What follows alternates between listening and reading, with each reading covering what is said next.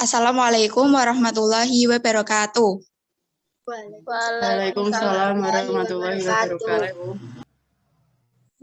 Kami dari kelompok 3 ingin mempresentasikan hasil diskusi kami tentang metode perencanaan pendidikan yang beranggotakan saya Lucy Indriana Selviani, NIM 2018-33139, dan rekan saya Indah Putri Nur Febrianti, NIM 2018-33176, Hayu Tirta Nismatuti, 2018-33178, Riasa Dinar, 2018-33181, dan Emma Agustiana, NIM 2018-33187.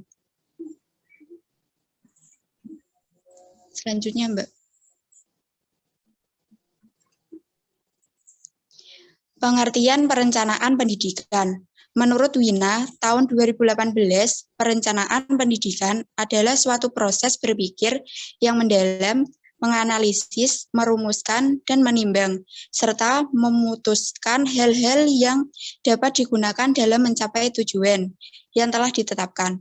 Atau dengan kata lain, perencanaan pendidikan adalah kegiatan yang akan dilakukan di masa yang akan datang untuk mencapai tujuan dalam bidang pendidikan. Slide. Metode perencanaan pendidikan.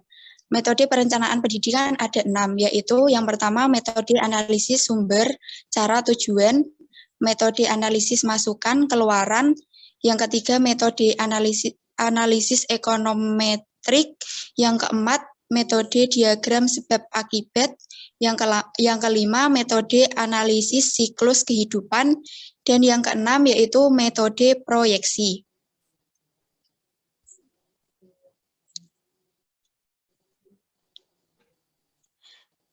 Selanjutnya yaitu metode analisis sumber, cara, tujuan atau main ways and analysis. Metode ini dipakai untuk meneliti sumber-sumber dan beberapa alternatif pelaksanaan program untuk mencapai tujuan pendidikan. 3 hal yang perlu dianalisis dalam metode ini, yaitu yang pertama means, yang berkaitan dengan sumber-sumber yang diperlukan. Yang kedua, ways, yang berhubungan dengan cara dan alternatif tindakan yang dirumuskan dan yang akan dipilih. Dan yang ketiga, yaitu N, yang berhubungan dengan tujuan yang dihendak dicapai.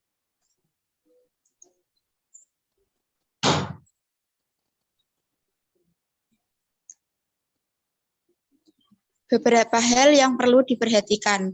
Yang pertama, yaitu melakukan analisis tentang sumber daya yang ada, baik sumber daya internal atau eksternal yang dimiliki. Yang kedua, yaitu melakukan analisis tentang beberapa metode atau cara, atau strategi yang dapat dilakukan dalam proses pelaksanaan program yang telah dirancang, agar efektif dalam pencapaian tujuan. Dan yang ketiga, yaitu melakukan analisis tentang tujuan jangka pendek, menengah, dan tujuan jangka panjang secara integral dan berkesinambungan. Untuk slide yang selanjutnya dibacakan oleh Mbak Indah. Terima kasih Mbak Lucy. Selanjutnya yaitu ada metode analisis masukan keluaran atau input-output analisis. Metode ini dipakai untuk menganalisis beberapa faktor input pendidikan, proses pendidikan, dan output pendidikan. Selanjutnya, next, ada beberapa hal yang perlu diperhatikan saat melakukan metode analisis masukan keluaran, yaitu yang pertama, melakukan analisis tentang faktor-faktor input pendidikan. Misalnya, analisis kebijakan mutu sekolah, analisis sumber daya tersedia dan siap, analisis tentang harapan prestasi yang tinggi, dan analisis terhadap pelanggan, khususnya pada peserta didik yang masuk, dan analisis manajemen MTS. Yang kedua, melakukan analisis tentang proses layanan pendidikan. Misalnya, analisis efektivitas proses belajar mengajar, analisis kepemimpinan sekolah yang demokratis, analisis pengelolaan SDM dan keuangan yang efektif, transparan, dan akuntabel. D. Analisis sekolah berbudaya mutu, analisis sekolah yang memiliki teamwork yang kompak, cerdas, visioner, dan dinamik. Yang selanjutnya ada analisis kemandirian dalam pengelolaan sumber daya sekolah dan sebagainya. Dan yang ketiga, melakukan analisis output pendidikan. Misalnya, analisis kualitas karya sekolah, analisis produktivitas warga sekolah, dan analisis lulusan dengan kebutuhan masyarakat. Yang selanjutnya ada metode analisis ekonometrik atau econometric analysis. Metode ini memakai data empirik, statistik, kuantitatif, dan teori ekonomi dalam mengukur perubahan untuk hubungannya dengan ekonomi. Metode ini lebih dekat dengan pendekatan perencanaan pendidikan model untung rugi atau keefektifan biaya.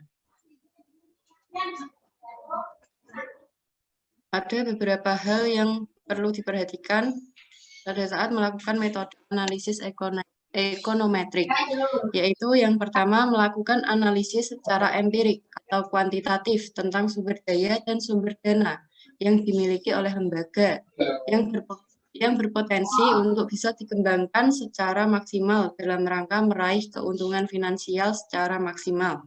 Yang kedua, melakukan analisis tentang peluang output dari layanan pendidikan yang dapat terserap oleh dunia usaha atau industri, sehingga layanan pendidikan yang diberikan betul-betul mempunyai nilai ekonomis yang tinggi. Slide selanjutnya akan disampaikan oleh Mbak Riasa.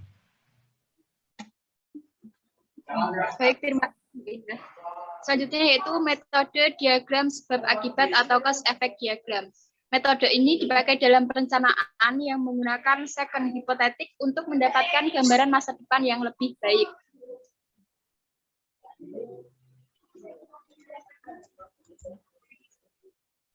Beberapa hal yang perlu diperhatikan.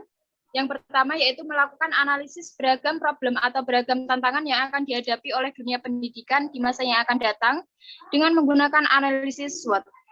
Di mana SWOT itu sendiri adalah strength atau kekuatan, weakness atau kelemahan, opportunity atau kesempatan, threat atau ancaman. Nah, tujuan dilakukan analisis SWOT ini adalah untuk mengenali tingkat kesiapan setiap bidang pendidikan atau aspek kelembagaan yang diperlukan untuk mencapai tujuan pendidikan. Yang kedua yaitu melakukan analisis tindakan atau langkah-langkah yang tepat yang dapat dilaksanakan dalam menghadapi beragam tantangan atau problem yang muncul pada era yang akan datang.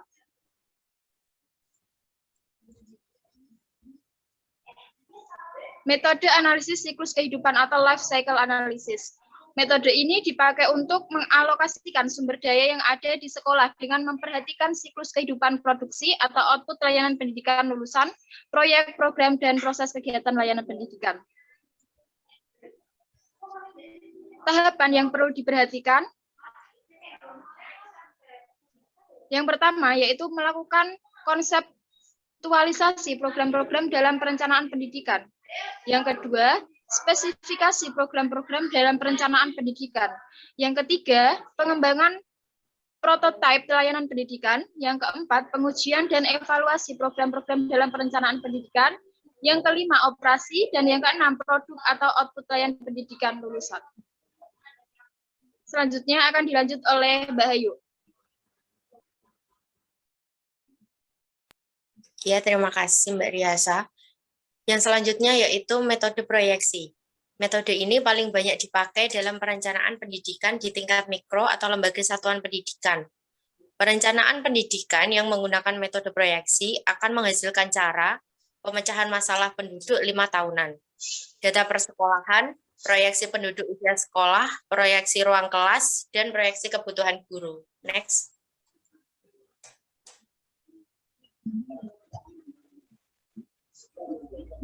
Di sini ada 3 metode proyeksi. Yang pertama yaitu angka pertumbuhan siswa adalah perhitungan kenaikan siswa setiap tahunnya. Yang kedua yaitu cohort siswa. Cohort adalah satu angkatan siswa yang masuk kelas 1 sampai tamat sekolah. Yang ketiga yaitu arus siswa. Proyeksi arus siswa ini akan memberikan gambaran yang lebih akurat dan tepat karena memberikan data yang mendekati kenyataan. Next. Teknik perencanaan pendidikan. Di sini ada 4 teknik perencanaan pendidikan. Yang pertama yaitu diagram balok atau bar chart. Yang kedua diagram milestone. Yang ketiga yaitu rencana operasi. Yang keempat PERT dan CPM. Ya, selanjutnya akan dilanjutkan oleh Mbak Emma. Ya, terima kasih Mbak Ayu.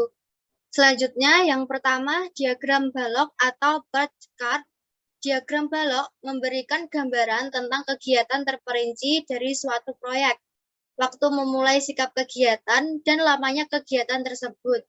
Yang kedua, diagram milestone. Diagram milestone disebut juga diagram struktur perincian kerja yang menggambarkan unsur fungsional suatu proyek dengan dibuat berdasarkan pemecahan struktur yang disusun secara hierarkis.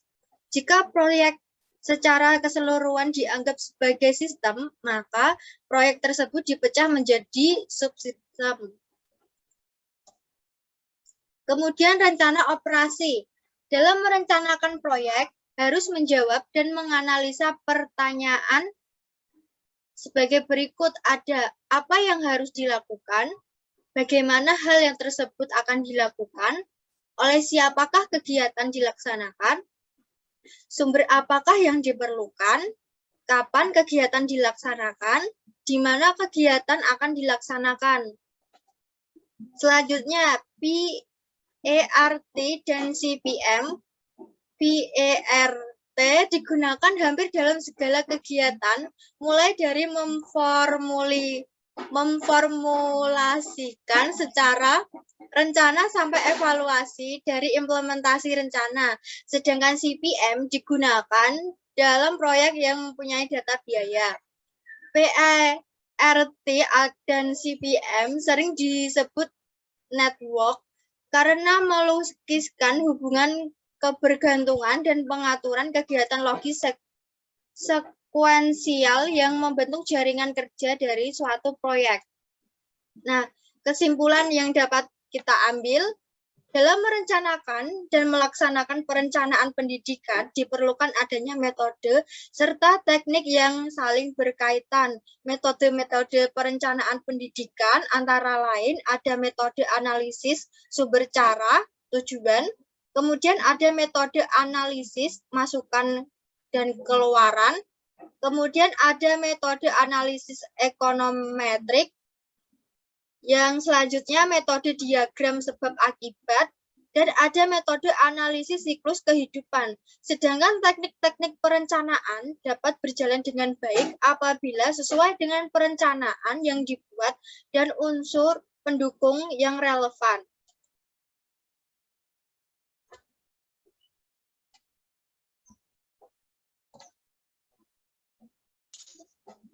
Sekian presentasi dari kami.